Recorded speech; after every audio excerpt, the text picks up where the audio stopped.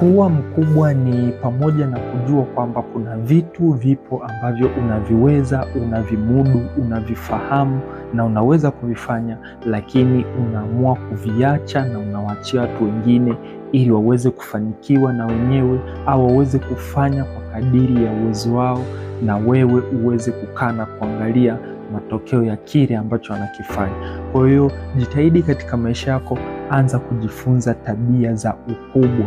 Maana yake sio kila kitu lazima ukifanye wewe mwenyewe. Anza kutengeneza mifumo na misingi mizuri ambayo watu wengine wataifanya katika maisha yao, na wewe kazi yao ni kuwapima, kuangalia wanafanya kwenye viwango vinavyotakiwa, ili na wao waweze kuhama stage kutoka udogo na kuwa watu wakuu na wakubwa katika maisha yao.